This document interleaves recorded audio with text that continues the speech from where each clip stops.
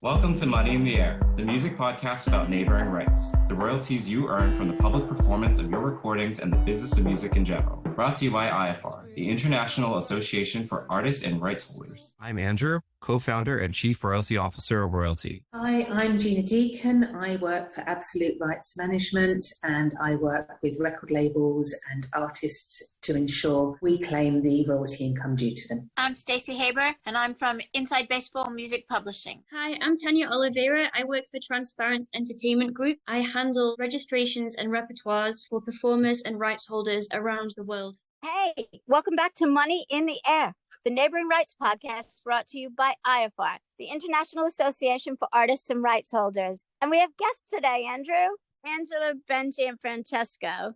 Tell them who you are and what you do. Hi, I'm Angela. I work at Sony Music Publishing and I also manage banks and ranks of producers. I work in Sync and I've been doing it for 9 years. Hi, my name's Benj. I go by the name Bingo Benj. I'm the national bingo caller and I'm also a recording artist. Hi, my name is Francesco, a music producer, and I'm working with Stacey as assistant for her company. We were just talking about sampling, and I want to know if you're clear on who gets what neighboring rights if you use a sample. Isn't it everybody? Sometimes. So, for example, if you're clearing the Spice Girls, it'll be all of them because they might negotiate that they want all the neighbouring rights still. Say we use a track and we only take the bass line from a Parliament Funkadelic. Well, then everyone gets it. Why not just the bass player? Well, no, because we changed it, no?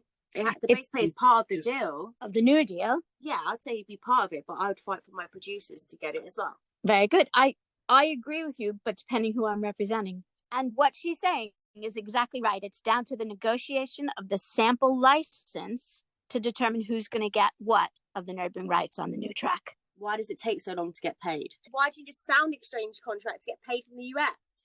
So the US is different. It pays on different things. It doesn't have reciprocity with other countries. If you want to be paid for something that's on broadcast, Sound Exchange is never going to pay you. You want to register in the other countries.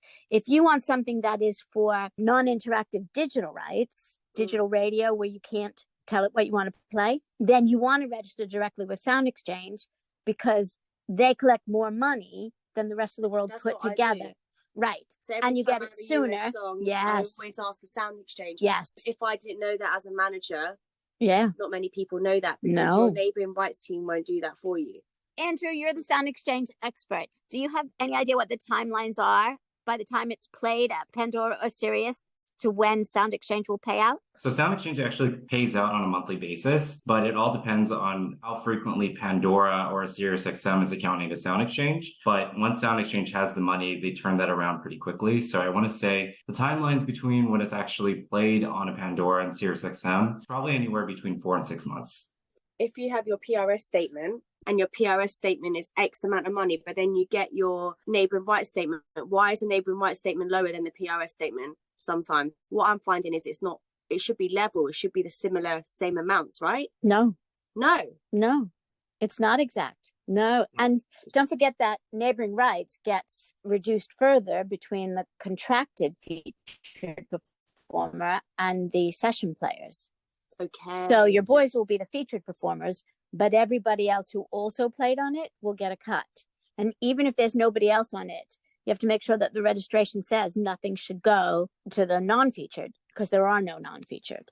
But even then, they withhold the non-featured share in case somebody comes out of the woodwork. There's a lot of different variables that come into play. So there's, in the UK, since it's fully recognized for neighboring rights, I'm not necessarily sure what the actual breakdown between publishing performance versus recorded performance from the same show. So Stacey, do you know that percentage? If, say, there's a blanket deal with the BBC and they're paying out both PRS and PPL, what that specific breakdown between neighboring rights versus public performance would be? Yeah, so it all depends. So like, for example, about £156 per 30 seconds on the BBC. For PRS or PPL? For both on each side, but they play a blanket and then sometimes it doesn't always get that in the final figure. But, whereas a normal sync fee ranges from about $3,000 to 30k depending on the song and the usage. So that's if it's out That's why I think with the UK, it might be one of those things that we see in the next 10 years, no blanket agreement like they do in the US, because especially with this writer's strike and stuff like that happening, that's just hit the film industry and the TV industry. But we always follow. The music industry somehow follow. And I was having this discussion actually yesterday because people are like, oh, Taylor Swift, this and that. I'm like, she's clever. Yeah. Because years ago, she said, I'm not putting my music on Spotify because she knew. So I'm like, just follow Taylor Swift and what she's doing. She knew. She predicted it time ago, you know? So, like, everything's changing. And I think neighbouring rights in the past, I'd say since I've been managing Banks and Ranks, I had no clue about neighbouring rights. And it was the first deal I done for the boys, the first big deal I done.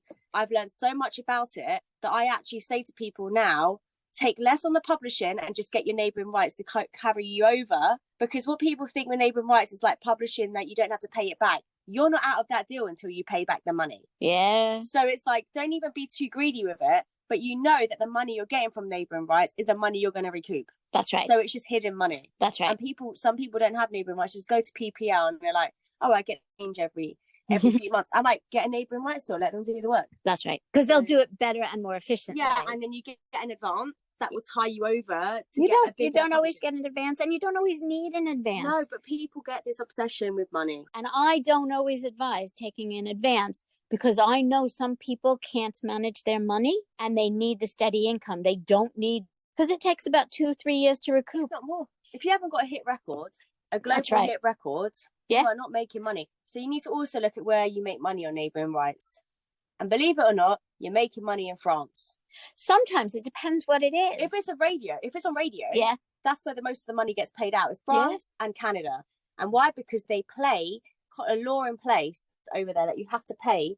If you're French, they need to pay an X amount of French artists. I think it's like 60% on radio needs to be French. So like if you were to get a feature, right, so you get a Canadian artist, that song's getting played on radio.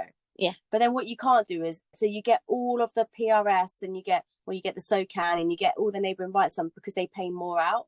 But they've got that law in place. Whereas here we don't have that. So we don't protect our artists. Yeah. And there are other countries that won't pay outside of the country. The label copies are so important that you have where you record it, the country you record it, and the date. Yeah. We're wrapping it up now. Thank you so much for listening. Thank you so much for talking. And thank you guys for listening. Hope you're having a great week. And remember, if you're not a member of IAFAR, go to iafar.co.uk and join today.